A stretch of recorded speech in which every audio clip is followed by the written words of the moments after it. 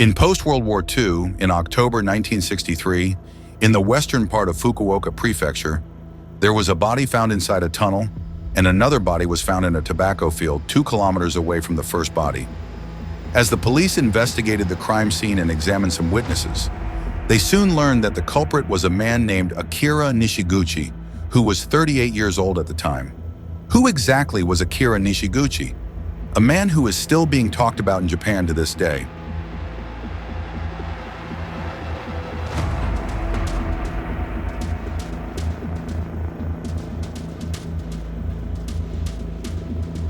In the history of serial killers in Japan, the name Akira Nishiguchi is known as one of the legends. Akira was born in Osaka on December 14, 1925. He was raised by his Catholic parents, who were very religious. Christianity was rare in Japan at that time, but Akira's parents were from Goto Island in Nagasaki, an archipelago famous for its history of underground Christian groups. Akira spent the first 3 years of his life in Osaka, while his parents raised money investing in a fish-selling business in their hometown on Goto Island. When he was 3 years old, Akira and his parents moved to Goto. As a child of very religious parents, Akira was baptized at the age of 5 and began to be pressured by his father to become a priest. When he entered junior high school, Akira was sent to a Catholic school in Fukuoka prefecture. The school was run with hard and strict rules for the students, and the teachers also treated the children rather harshly.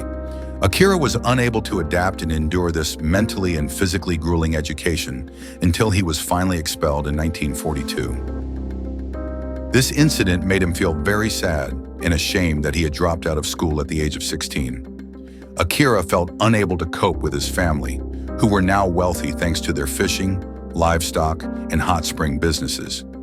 His family's highly respected and influential status made him lose confidence in himself, and he felt that he didn't belong with his family. Eventually, Akira decided to run away from home without a penny in his pocket. His life went downhill. However, it was during this time that Akira developed a strong desire to become rich and powerful in any way he could. This is where his criminal career began.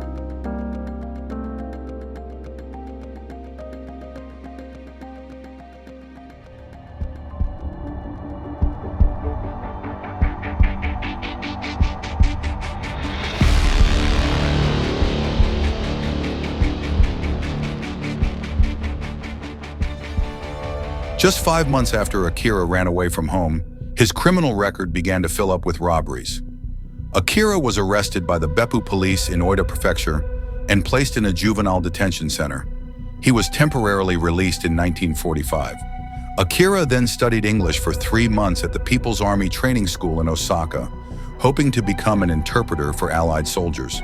But when Japan lost the war, Akira had to return to prison to serve out his sentence. In 1946, while still in prison, Akira married a 20-year-old woman from Fukuoka and was blessed with a son after a year of marriage. A short time later, he was also released after serving his prison sentence. As if he wasn't tired of prison, Akira, now with his English skills, decided to cheat, extort, and rob businesses in the area where he lived in Osaka. His actions led to Akira's immediate rearrest, and he was charged with violence because he often used violence against business owners who refused to give him money. The Osaka District Court sentenced him to 2 years in prison. He was released in 1950, which was fortunate because after his release, Akira was able to open a bar in Beppu with the help of an American soldier. But soon after, the American soldier suddenly had to leave Japan because he was sent to South Korea for the war. At this moment, Akira could have improved his life with the business he was already running and returned to doing good deeds so that he could be accepted by society again. But unfortunately, Akira did not choose this path. He only thought about himself and wanted to make money quickly. Akira chose to become a thief and a swindler. Akira stole American Army uniforms and pretended to be an American citizen of Japanese descent. His evil plan this time was to commit fraud, disguising himself as a seller of cheap imported cars. Many people were scammed before Akira was caught and sentenced to 5 years in prison by the Fukuoka District Court. Akira was released in 1957, but in 1959 he committed another fraud and was sentenced to 2.5 years in prison by the Oita District Court. During his imprisonment, Akira was sued for divorce by his wife, who was fed up with his behavior. But Akira was a manipulative person, so their marriage was restored. Akira was 36 years old at the time. He had spent a total of 10 years in prison from 1942 to 1963. When he was finally released from prison, Akira lived separately from his wife and started working as a delivery driver for a logistics company in Fukuoka prefecture. While working at this logistics company, Akira learned that tobacco and salt companies would hire employees to find distributors for raw materials, and then send the employees to negotiate with the company's money. This led Akira to plan a dark and gruesome scenario, which he carried out on October 18, 1963. Akira approached Ikuo Murata, a 58-year-old tobacco company employee, and offered to show him a tobacco field. Murata agreed, and they took a taxi driven by Goro Mori to a tobacco field in a remote mountainous area of Fukuoka prefecture. When Akira and Murata arrived at a field, they both took a walk in the field. At that moment, Akira killed Murata to get the 260,000 yen he was carrying. Akira then returns to the taxi waiting on the highway and kills Goro Mori to shut him up.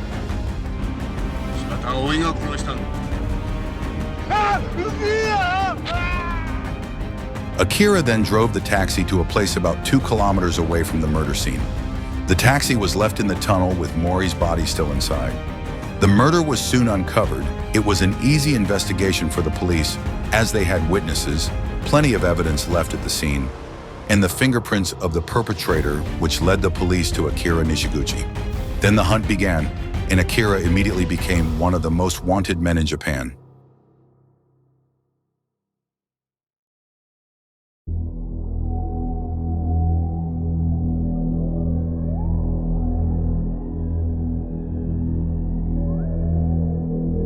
After committing the murder, Akira didn't go home to his wife. He went to meet another woman and had a good time at the hotel in Shinyanagi. They stayed overnight. Akira slept soundly, thinking that he had gotten away with his crime. But the next morning, when he woke up and read the newspaper while listening to the radio, Akira was shocked that his name, face, and entire criminal record were on the front cover of the newspaper. This was so soon, not even 24 hours since he committed his murder. Akira didn't expect that his crime would be exposed this quickly. Akira then decided to go to Karatsu, a small remote town in Japan. While hiding there, Akira doubled his loot in just 2 days after winning the gambling, winning 210,000 yen. This gave him enough money to escape, but Akira felt that he couldn't hide all the time, so he came up with an idea to make the police stop looking for him.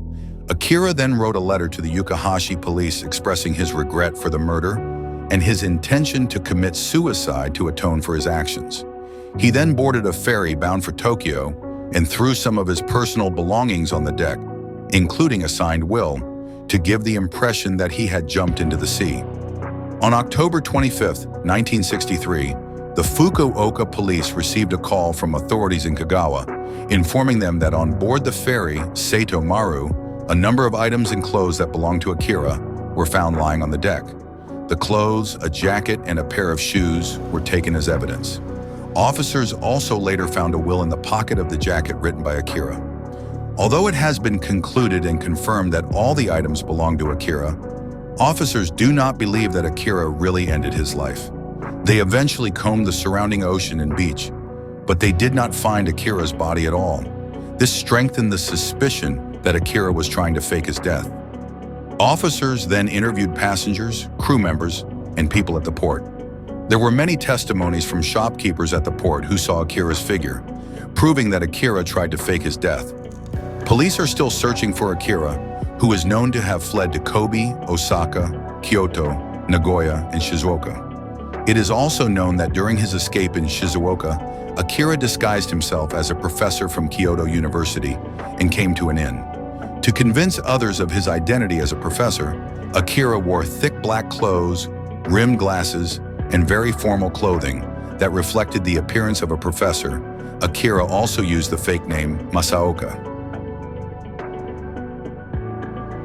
The 41-year-old innkeeper, Yuki Fujimi, and her 61-year-old mother, Harue Fujimi, were fooled by Akira's disguise. They even called him sensei, which means teacher. His experience as a trickster has made it easy for him to manipulate others. Yuki, who believed that Akira is a respected professor with a lot of money, fell in love with him and became jealous when Akira brought another woman to his room. Yuki even objected when Akira wanted to leave the inn. She wanted him to stay longer. Akira left the inn and went to Hiroshima. There he committed another scam to increase his escape money. He pretended to be a wealthy investor and went to an orphanage under the pretense of donating 5 televisions to help the children. Akira then called an electronics store and ordered the televisions.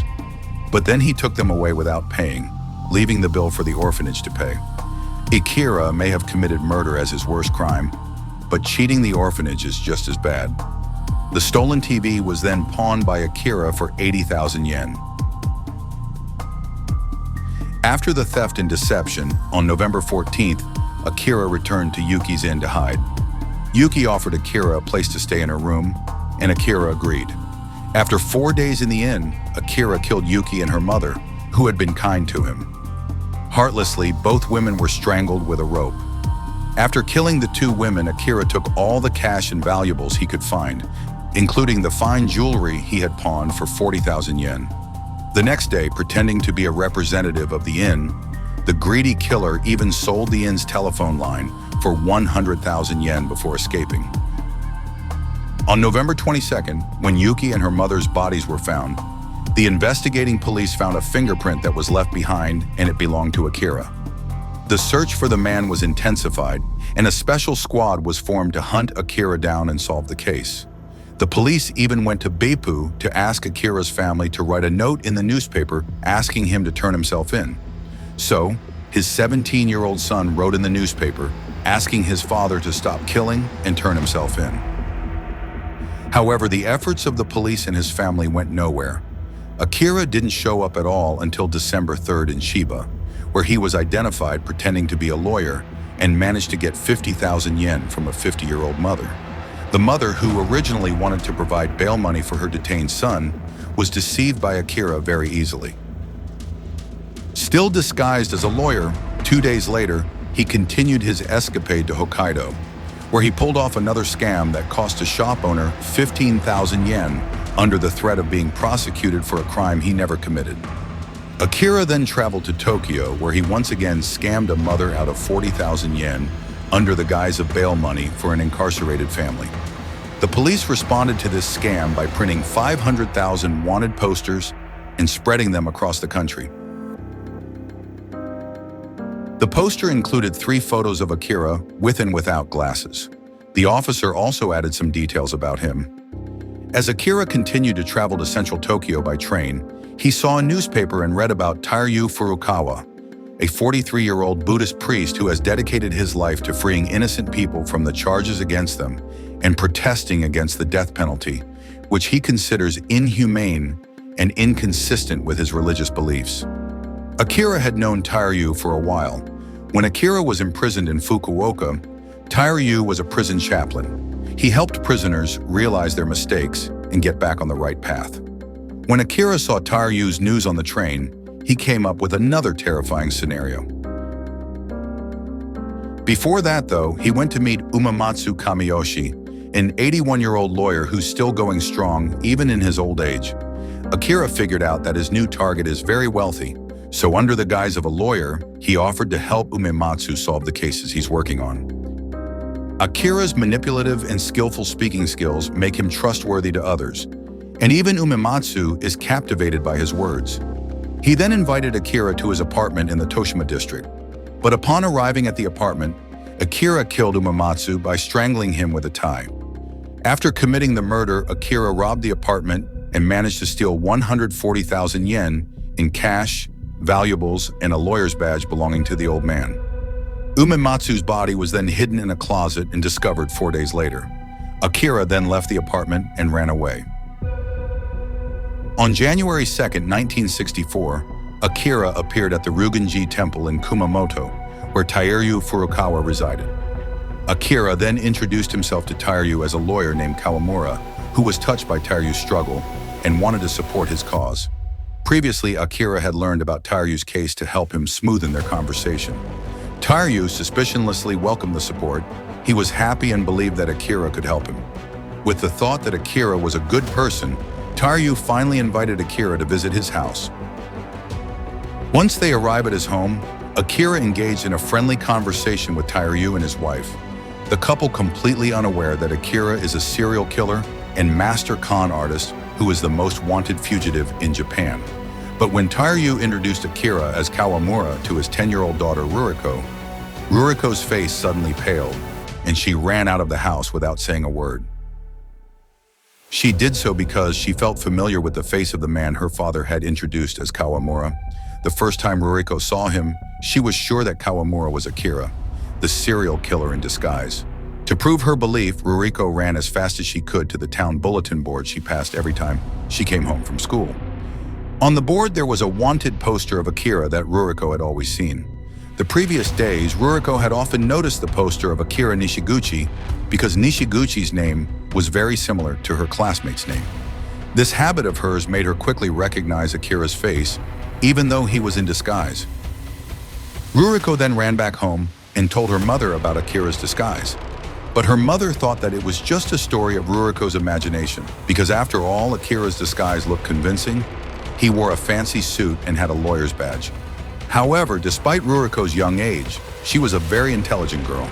She had memorized all the details she saw from the poster and matched them with what Kawamura looked like. Everything was exactly the same. Ruriko even noticed the height of Akira, who was set in the poster to be 165 centimeters tall. There was a sign on one of the doorposts in her house that was used to measure height, which allowed Ruriko to confirm that Kawamura was indeed the hunted Akira.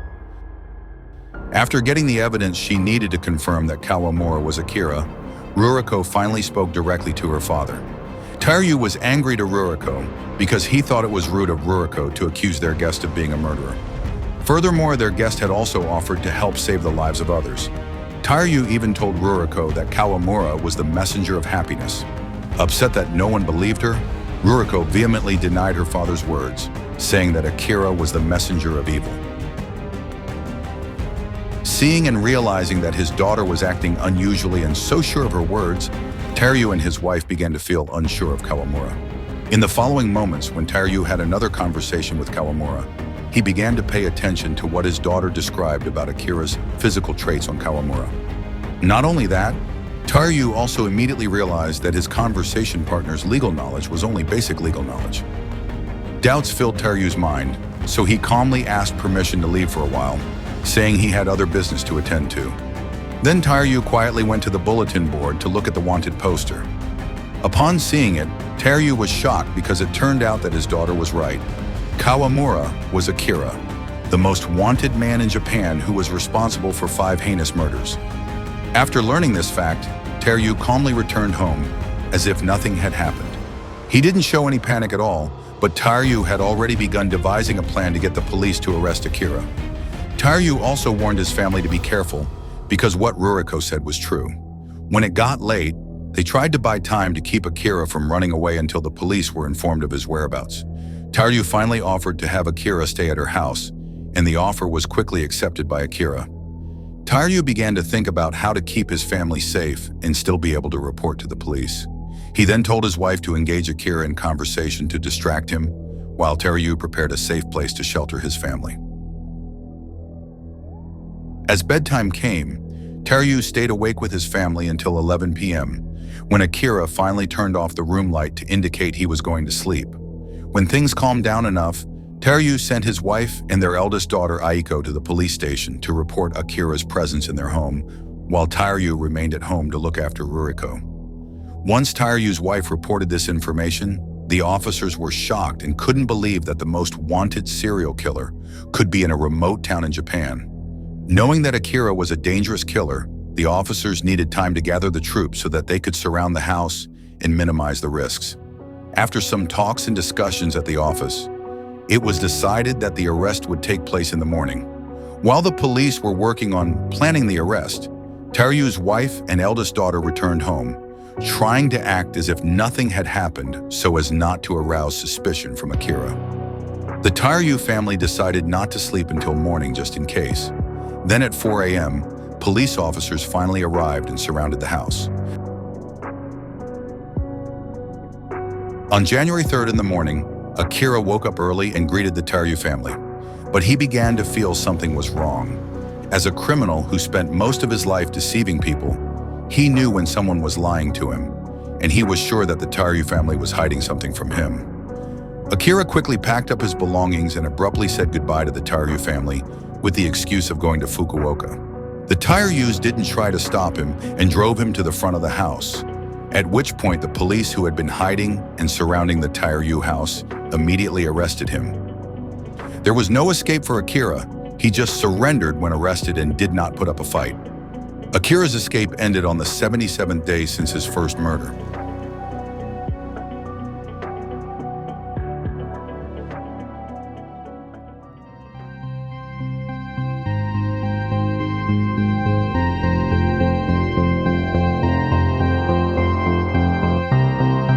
After his arrest, Akira was prosecuted. His fingerprints were matched with evidence relating to him, and he was prepared to bear all the charges of his brutal deeds. The police chief, Keiji Takamatsu, had told the press that the hunt for Akira, which involved all of Japan's 12,000 officers, was outdone by the observations of a 10-year-old girl. Akira was later sent to prison. Meanwhile, the authorities rewarded Tairyu and Ruriko for their contributions to the case. Akira was then dragged to trial, but Akira seemed to have resigned himself to his fate. He quickly admitted to all the charges against him. In the trial, Akira also admitted that he had planned to kill Tairyu's entire family and steal the money that Tairyu would use to handle the cases he was working on. Surprisingly, Akira said in his trial that he thought fraud was troublesome and that it was easier to kill. At the trial, the judge even mentioned that Akira was the son of the devil. During a lengthy trial and investigation that lasted almost a year, Akira was sentenced to death by the Fukuoka District Court on December 23, 1964. Actually, Akira's defense lawyer tried to fight the decision by claiming that Akira was mentally unfit at the time of committing all his crimes. But the court didn't believe him because after all the murders and escapes committed by Akira, it seemed that Akira was well aware of the wrong he was doing and realized what severe punishment he would receive.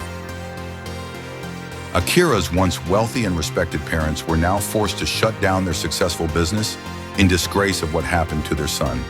They reportedly lived out their last days in severe poverty.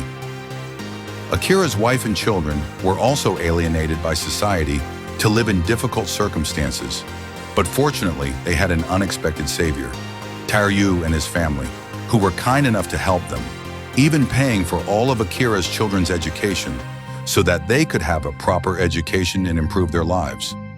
Ruriko even became good friends with Akira's eldest son. They often wrote letters.